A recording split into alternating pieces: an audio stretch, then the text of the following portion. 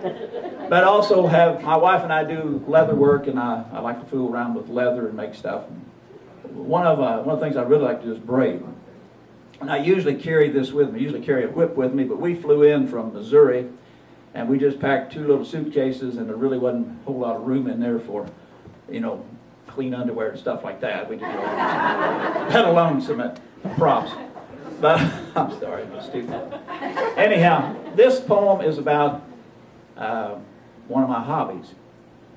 And probably there's going to be some terms in here that won't make a lick of sense, because it's about braiding. But if you'll stay with me till the end, you'll get it, guaranteed. Well, the Encyclopedia of Rawhide and Leather Braiding by Bruce Grant was a book I'd received as a gift. And it soon became an obsession to me, and darn near caused our marriage a rift. It wasn't long till my wife referred to that book as my braiding Bible, and as I got into that thing, I thought, you know, I'm liable to get as good as them vaqueros, or who knows, I may become as proficient as those Peruvian gauchos. Now, the first thing I did was build me some tools, a mandrel, a splitter, and a fid. Then I began to procure me some hides, colt and calf and kid. And my first project was a 3-strand mystery braid, followed by 4 round, then 6 and 8. I braided over rawhide cores, ropes, and metal rings. I'm telling you, I was doing great. It wasn't long till my projects were filling my room with the best I'd ever seen. There were braided reins and headstalls, rommels and quirts and hobbles. Why, I was a regular braiding machine. I turned out Spanish ring knots by the dozen, pineapples by the score, gaucho buttons, Chinese buttons, Lone Star buttons, and more. But all of this was just practice for a project I'd set my eye on since the day that I'd been bit. A custom-made, weighted-handled Bullsnake Whip.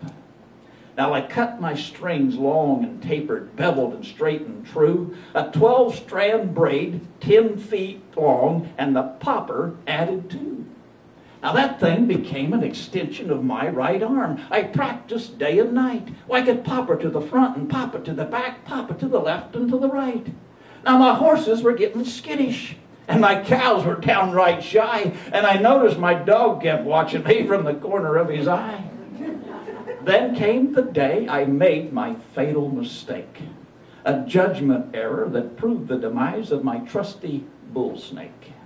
You see, we were walking from the truck to the house, and the wife was just slightly ahead, when I noticed hanging from the seat of her pants a long white fuzzy thread.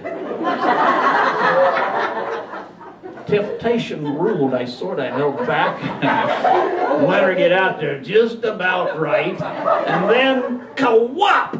Oh, I could tell by the sound that snake had took a bite. Well, she spun on her heels and clawed at the sting. Then she just glared at me, and she grabbed that thing, and without a spoken word, she went into the house. I slithered into my chair. While she was fixing supper, boys, I was saying my prayers. I could tell by the pounding and clattering she made that she was still hurting and mad as I sat there and reflected on the good marriage we'd had. Then she came to the door and hollered, "It's ready, are you?" I entered the kitchen and stared at the stew. She dipped me a bowl and passed it to me, and then she caught my eyes.